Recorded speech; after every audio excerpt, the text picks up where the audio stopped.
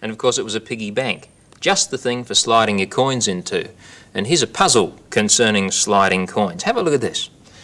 6 squares drawn on cardboard with a felt pen. Now I'm going to place some coins in some of those squares. A couple over on the right, they're middle-sized coins.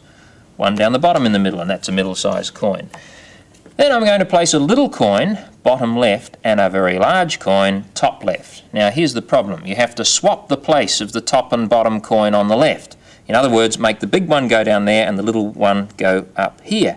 And you can only slide coins one way into an open square, either side by side or another way up and down into an open square. Those are the rules. How are you going to do it? You might say, oh, it looks easy. Look, we'll just slide them around until we get the little one up here.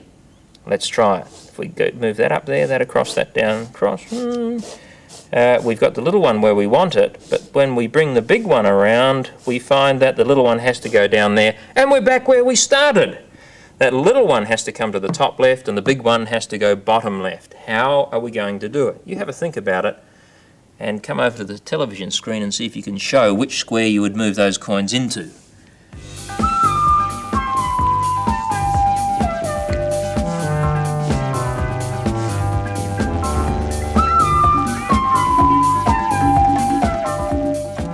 Well, I wonder if you've worked out a way for doing it.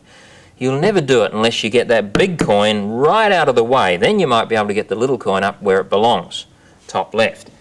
To get the big one out of the way, let's see if we can make it go right over to the opposite corner, the bottom right. To do that, we move it across here, and we move them up like this. Then we move it down there, then bring the middle-sized ones across like that. Now the big one is out of the way. Now we keep moving them around like this until we get the little one down next to the big one again. Slide your middle-sized ones out of the way. Now bring little and big across like this, and before very long you'll have the little one top left where you wanted it, and the big one bottom left. So those two have reversed positions. Put that one back where it started, and the problem is solved. That took me 22 moves. See if you can work out a way for solving that problem with less than 22 moves. It can be done. Curiosity.